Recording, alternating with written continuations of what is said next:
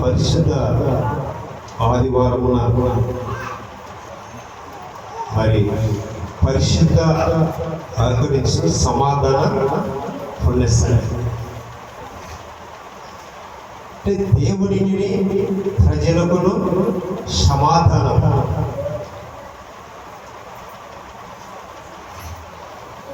మరి వాక్యంలోకి వచ్చిన పాట పాడుతున్నాం. తల్లిలాలించును తల్లిలా ప్రేమించును తల్లిలాలించును తల్లిలా ప్రేమించును ముడిలి వచ్చు వరకు ఎంతమని పొందాడును సంగ పెట్టుకొని లాలించెను యేసయ్యా తల్లిలా లాలించును తల్లిలా ప్రేమించును తల్లిలా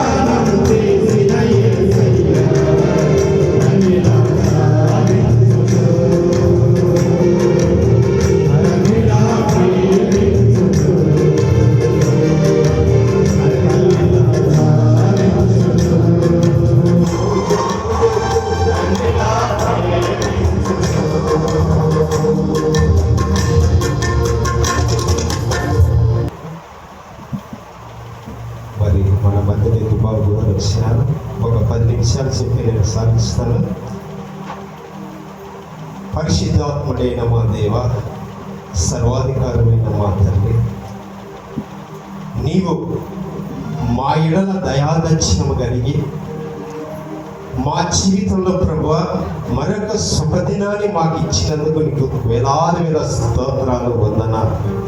గడిచిన వారమంతూ సేమకర్మగా నీ నడిపించినందుకు వందనాలు తండ్రి. నీవు ప్రేమించి ఇచ్చిన ఈ యొక్క ఉదయకాల సేవన ఇది వరకు నిన్ను ఆరాధించుటకు, నిన్ను గణపరచుటకు తల్లిలా మమ్మల్ని లాలించి నడిపించిన తండ్రి నీకు స్తోత్రాలు, వందనాలు తండ్రి. ఈ యొక్క సేవన నీ వాక్యములేక మేము విలుచుండగా తండ్రి నన్ను నీ మరుగుపరచుకోండి. నీ స్వాధీనంలో మాట్లాడము. ఇక్కడ మాట్లాడేది మేము కాదు, మీరే. కనుక వినవలసిన జ్ఞానోదయమును నీ బిడ్డలకు దయచి అందరి హృదయాలు నీ దృష్టికి అంగీకారముగా చేయమని యేసయ్య నామమున అడుగుచున్నాం తండ్రి. ఆమేన్. ప్రైజ్ లా. హల్లెలూయా, హల్లెలూయా. దేవునికి మహిమ కలుగును గాక. ఇక్కడ సమాధానం అంటే దేవునికి మన మనుషులకున్న సమాధానం. ఈ సమాధానం ఎక్కడి నుండి ఎట్లా వచ్చింది అంటే మనం నిర్గమకాండంలో చదువుకున్నాం కదా, 24వ అధ్యాయము. మరి ఇక్కడ దేవుడు ఆ యొక్క ఇశ్రాయేలు జనాంగం నుండి బానిస స్థితి నుండి తొలగొని వచ్చి ఇక్కడ ఆ యొక్క సినాయి కొండ మీద మోషేతో మాట్లాడాడు. యెహోవా దేవుడు మోషేతో మాట్లాడాడు. మరియు ఆయన మోషేతో ఇట్లనెను, నీవు అహరోను, నాదాబును, అబీయును ఇశ్రాయేలు పెద్దలలో 70 మందియు యెహోవా ఎద్దకు ఎక్కి వచ్చి దూరమున సాగలిపడలేను. అంటే యెహోవా దేవుడు మోషేను పిలిచి, మీరు అహరోను మరి నా యొక్క సన్నిధికి వచ్చి సాగలపడు అంటున్నాడు. ఏమంటున్నాడు? సాగలపడు. సాగిలపడి మోకెదము సత్యముతో ఆత్మతో మన ప్రభు యేసుని సాగిలపడి మోకెదము మోసే కంటే శ్రేష్ఠుడు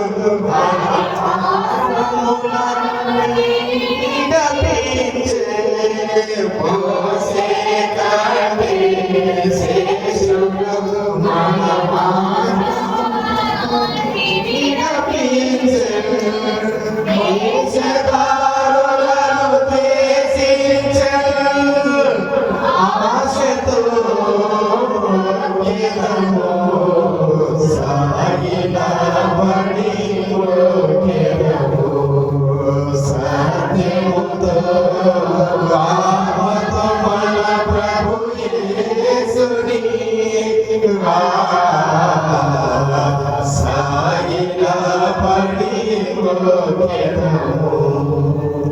మనము కూడా దేవుని మందిరంలో చేరినప్పుడు మరి మనం ఏంటంటే పెదవులతో కాదు. అందుకే లూకాసు వార్తలో ఈ ప్రజలు నన్ను పెదవులతో స్తుతించెదరు కానీ వారి హృదయము దూరముగా. హల్లెలూయా, దేవునికి మహిమ కలుగును గాక. ఆ యెహోవా దేవుడు నా యొక్క ముందర సాగిలపడి ముచ్చటాడు. అప్పుడు మోసే వచ్చి యెహోవా మాటలని ఆ విధులన్నింటినీ ప్రజలతో వివరించి చెప్పాను. ప్రజలందరూ యెహోవా చెప్పిన మాట అన్నిటినీ ప్రకారముగా చేసేదమని ఒక శబ్దముతో ఉత్తరమిచ్చిరి. అంటే మోసే యెహోవా దేవునితో మాట్లాడి ఆ యొక్క సినాయి కొండ మీద ఆవరణంలో వచ్చి మోసే ఈ విధంగా చెప్పాడు. ఏమని చెప్పాడు దేవుడు? నీవు మరి మోసే యెహోవా మాటలన్నీ రాసి ఉదయమున లేచి ఆ కొండ దిగున బలిపీఠమును ఇశ్రాయేలు 12 గోత్రముల చొప్పున 12 స్తంభములు కట్టి ఇశ్రాయేలులో యవనస్తులలో పంపగా వారు దహన బలి అర్పించి యెహోవాకు సమాధాన బలును కోడెలను వధించిరి. అప్పుడు మోసే వాటి రక్తములో సగం తీసుకొని పాలెములో పోసి ఆ రక్తములో సగం బలిపీఠం మీద పోషించెను. అతడు నిబంధన గ్రంథమును తీసుకొని ప్రజలకు వినిపింపగా వారు యెహోవా చెప్పినవని చేయించు విధేయులమై ఉందమని అని ఏమన్నారు? మోసే ఎప్పుడైతే ఆ యొక్క ఇక్కడ యవనస్తులు 70 మంది ఉన్నారు. ఆ యొక్క 70 మంది యవనస్తులు మోసే 12 గోత్రములు ఉన్న వాళ్ళందరూ కలిసి మరి యెహోవాకు బలిపీఠము కట్టి 12 గోత్రాలంటే 12 కట్టెలు తీసి గుంజలు పాతి అక్కడ కట్టెల మీద ఈ యొక్క పొట్టెలను ఎదులను మరి అవన్నీ వధించి వాటి రక్తం మీద పోసి అప్పుడు బలి అర్పించారు. మరి ఆ బలి అర్పించినప్పుడు మరి ఎంతో భక్తితో భయముతో దేవుడికి సమర్పించారు. ఆ సమర్పించి నాక అక్కడ 7 దినములు ఆ యొక్క బలులు అర్పించినట్టుగా మనం చూస్తున్నాము. మరి ఆ యొక్క బలి అర్పించినాక మోషేను అహరోను ఈ ఇశ్రాయేలులందరినీ మరి ఆ యొక్క 70 మంది కుమారులు 70 మంది యవన బిడ్డలు అహరోను మోషే వీళ్ళందరూ వచ్చి ఆ యొక్క సినాయి కొండ మీద ఆ సినాయి కొండ మీదకి అంచుల మటుకు వచ్చినప్పుడు అక్కడ యెహోవా దేవుని చూశారట. అంటే ఆయన మహిమ ఆయన తేజస్సును అక్కడ చూశారు. మరి ఎవరు దేవుని చూడలేదు, కానీ ఆ యొక్క 70 మంది యవనస్తులు ఆ యొక్క అహరోను మోషే వారు దేవుని మహిమ దేవుని తేజస్సు చూసి ఆ యొక్క సినాయి కొండ మీద 7 రోజులు దేవుని మహిమ కప్పుకుందట. ఆ యొక్క తేజస్సులో ఆ యొక్క దేవుని తేజస్సు వారు చూసి ఆ సినాయి కొండ మీద అంతా దేవుని మహిమ కప్పుకుందట. అప్పుడు ఆ యొక్క మేఘముల నుండి ఆ యొక్క పరిశుద్ధాత్మ మహిమల నుండి మోషేను పిలిచాడు. అయ్యా మోషే రా, నేను ఈ యొక్క జనాంగానికి విధించే రాతి పలకలు నేను ఇచ్చి నీకు ఆజ్ఞలించాలని చెప్పినప్పుడు అక్కడ మోషే మరి అహరోను కానీ ఆ యొక్క 70 మంది యవనస్తులు కానీ ఆ 12 గోత్రములు ఉన్నవారు ఎవరును ఆ యొక్క కొండను ఆ యొక్క ఎక్కలేదు. మోషేను పిలిచి అక్కడ తన సన్నిధికి చేర్చుకొని అక్కడ 40 రోజులు దేవుని ఆజ్ఞలను ఏ విధంగా నడచాలా ఏ విధంగా నడిపింపాలనే మోషే యెహోవా దేవుడు నేర్పాడు. అక్కడ ఆ యొక్క సినాయి కొండ మీద 40 రోజులు ఉన్నాడు. హల్లెలూయా హల్లెలూయా, దేవునికి మహిమ కలుగును గాక. ఆ యొక్క 40 రోజులు దేవుడిచ్చిన 10 ఆజ్ఞలను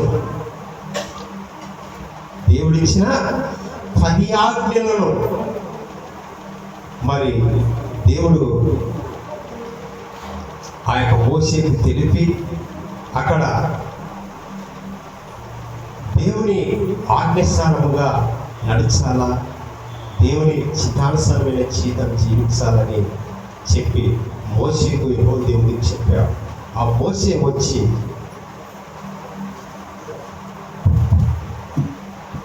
తీసుకొని వచ్చాక ఇక్కడ అహరోను వీళ్ళంతా చేశారంటే ఇక మోషే రాడు, 40 రోజులు అయింది, ఇంకా చనిపోయాడేమో రాడని చెప్పి ఇక్కడ ఆయన వచ్చాక మరి అక్కడ స్త్రీలు కూడా దేవుని నమ్మక దేవుని జీవితం జీవించక ఈ యొక్క మోషే అక్కడ పోయాడు, యాడున్నాడు, 40 రోజులు అయింది రాలేదని చెప్పి చనిపోయింటాడని చెప్పి ఇక్కడ ఆ యొక్క స్త్రీలు వారు కమ్ములు ముగ్గురాలన్నీ వచ్చి మరి ఒక దూడను చేసి ఆ దూడకు మరి వారు సమర్పించారు. ఏం సమర్పించారంటే మరి ఎద్దులను మెదులను వేసి అల్లుకొల్లంగా చేసినప్పుడు యెహోవా దేవుడు అక్కడ ఇక్కడ ఆ సినాయి కొండ మీద జరిగేది యెహోవా దేవుడు మోషేకు అరిచేతిలో చెప్పాడు. సుల్లి నువ్వేం చెప్పినావు? వచ్చాక మేము నీ మాటే నీ చిత్తానుసారమైన నువ్వు ఏం చెప్తావో అవి చేస్తామన్నారు. కానీ మన మోషే లేనప్పుడు ఇక్కడ వాళ్ళు దూరం చేసుకొని తాగుము తినుము సుఖించమని కేకలు వేసుకుంటూ సంతోషంగా గంతులు వేసినారట. అప్పుడు దేవునికి కోపం వచ్చి చూపాడు. చూడి మోషే, ఈ యొక్క ఇశ్రాయేలు జనాంగము ఏ విధంగా అల్లరి చేస్తున్నారు, ఏ విధంగా వీళ్ళు సంతోషంతో నాకు ఆయాసకరమైన ఆలోచన, నాకు ఆయాసకరమైన పని చేస్తున్నారని దేవుడు కోపపడ్డాడు. దేవుడు కోపపడితే అప్పుడు మోషే, తండ్రి నీవిచ్చేవి గొప్పవి, గొప్ప దేవా నాకు తండ్రివి, ఆకాశమందు గొప్ప దేవా నాకు తండ్రివి, తప్పకుండా వత్తని సరికి యేసు నామమందు గొప్ప కరుణ చేత నిపుడు తాగా చేర్చుకొనుము, గొప్ప దేవా నాకు తండ్రివి, ఆకాశమందు గొప్ప దేవా నాకు తండ్రివి, పిలువగలరు నీదు ఆజ్ఞలు, నా హృదయమందు పలు విధముల తలచుచుందును, పలుకులను పనులయందు బలము చూపి నిన్ను కొలచి, ఇళ్ళను నిన్ను ప్రీతి పరతు, నలయక నీ కరుణామయుని, గొప్ప దేవా నాకు తండ్రివి, ఆకాశమందు గొప్ప దేవా నాకు తండ్రివి. అప్పుడు మోషే యెహోవా ఎదుట సాగిలపడి ఆ ప్రజల నిమిత్తము పశ్చాత్తాపపడి ఏడ్చి కన్నీరు కార్చి, దేవా నీవే ఈ ప్రజలను ఆ యొక్క చీకటి దినాల నుండి, ఆ యొక్క బానిస స్థితి నుండి ఈ యొక్క సినాయి కొండ వరకు తీసుకొని వచ్చావు. మరి ఈ ప్రజలు నీ ప్రజలే కదా, దయచేసి క్షమించుతండి. నీవిచ్చిన ఈ ఆజ్ఞలను నేను వెళ్ళి వారికి వివరించుతాను. నేను వివరించి వారి దారిలో తల్లి దేవుని బతిమాలుకొని వచ్చి ఆ యొక్క సినాయి కొండ 40 రోజుల తర్వాత ఆ సినాయి కొండ మీద దిగి వచ్చినాక మోషే కూడా వారి శిష్యులకు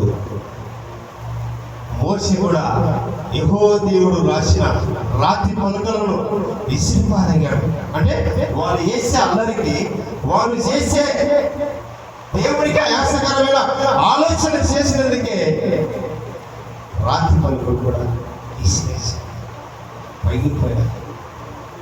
నేను చెప్పినది ఏంది, మీరు చేసేది ఏంది అని అన్నప్పుడు, నీవు 40 రోజులు ఆ యొక్క సినాయి కొండలో ఉన్నావో చనిపోయావో అని వారు తిరిగి ఆ మోషే మీదనే నిలబడారు. మనం కూడా మన జీవితం కూడా వాక్యం విన్నప్పుడే మన మనసు ఉండాలి, మన నడతలు, మన ఆలోచనలు దేవునికి ఆసక్తికరమైనవి. దేవునికి ఆసక్తికరమైన మరి మత్తయి సువార్తలో ఒక మాట చెప్తున్నాడు, ముందుగా నీ కన్ను చెడ్డదైతే నీ మనసు కూడా చెడ్డదవుతుందా. అంటే కన్ను ఎప్పుడైతే చెడ్డదవుతుందో మనసు కూడా చెడ్డది. అందుకే నీ కన్ను అభ్యంతరపడకుండా నీవు దేవుడిచ్చిన ఆజ్ఞలను మదిలో, హృదయంలో ఉంచుకోమంటున్నాడు. ఆ యొక్క కన్ను చెడ్డదైతే దేహమంతా చెడ్డదే, నీ కుటుంబం, నీ యొక్క జీవితం కూడా చెడ్డదవుతుంది. ఎందుకంటే కన్ను మహా పాపానికి దారి తీస్తుంది. అందుకే నువ్వు కలవరపడకుండా నీ కన్నును, నీ దేహమును భద్రపరచుకోమంటున్నాడు. మరి మన హృదయాలు, మన ఆలోచనలు కూడా సిద్ధమైతే మన జీవితం కూడా చీకటి మొగాల్లో, చీకటి జీవితంలో జీవిస్తుంది. అందుకే దేవుడు ఎంత పాపం చేసినాను నీవు పశ్చాత్తపడి దేవుని ఎదుట కన్నీరు కార్చి పశ్చాత్తపడినాక నీ యొక్క జీవితం మార్పు లేకుంటే ఈ అగాధ జనములలోనే, చీకటి జీవితంలోనే దేవునికి ఆయాసకరమైన జీవితం జీవించావా, దేవుడు ఒకసారి 2 వారాలు శ్రమించాడు, మరోసారి శ్రమించాడు. కనుక దేవుని యందు, దేవుని ఆజ్ఞలు భయంతో, భక్తితో మరి సమాధానం అంటే పశ్చాత్తాపడినప్పుడు దేవుని సమాధానం, ప్రభువా నన్ను ఈ చీకటి జీవితం నుండి, ఈ పాప జీవితం నుండి నన్ను ఈ ముక్తి కలగజేయమని ఎప్పుడైతే పశ్చాత్తపడావో అప్పుడే నీ హృదయము, నీ ఆలయం ఏమంటున్నాడు, నీ హృదయమే నా ఆలయం అంటున్నాడు. మరి మన ఆ దేవుని ఆలయంలో చెడు మనసులు, చెడు నడకలు ఇవన్నీ ఉంటే ఏమైపోతుంది, మన హృదయము పాడైపోతుంది. కనుక దేవుని ఎందు భయభక్తి కలిగి దేవునితో సమాధానం పడాలని, దేవుని ఇష్టమైన జీవితం జీవించాలని దేవుడు కోరుకుంటున్నాడు. కనుక ఈ యొక్క దేవుడు యొక్క వాక్యాన్ని దీవించి ఆశీర్వదించాక మన మధ్యలో పాస్టర్ గారు ఉన్నారు, వారు గొప్పగా చెప్తారు. ప్రార్థిస్తున్న కృపా కనికరము గల మా తండ్రి, ప్రేమ గల నాయన, ఈ యొక్క దివ్యమైన నీ యొక్క పరిశుద్ధమైన మాటలు మాకు ఇచ్చినందుకు స్తోత్రాలు. నీవు మాతో మాట్లాడినందుకు వందనాలు తండ్రి. నిశ్చితమైతే ప్రభువా ఈ యొక్క విన్న వాక్యాన్ని మా అందరి హృదయాలలో మార్పును, చీకటి అగాధ జలముల నుండి నీ యొక్క తేజస్సు పై వారి మీద కుమరించి తండ్రి వినువారంగా గ్రహించు వారిగా ఉండి వాటి మాటలు మా హృదయ పలకల మీద రాసుకొని మే బతుకు దినములను నీ ఎడల భయభక్తి కలిగే బతుకులు మాకు దయచేయమని ఈ వాక్యం ఆది నుండి వాక్య పరిచయం ఆది నుండి అంతవరకు జరిపించినందుకు మా యొక్క నిండు హృదయంతో నీకు కృతజ్ఞతాస్తుతులు సమర్పించి వేడుకుంటున్నాం తండ్రి. ఆమేన్.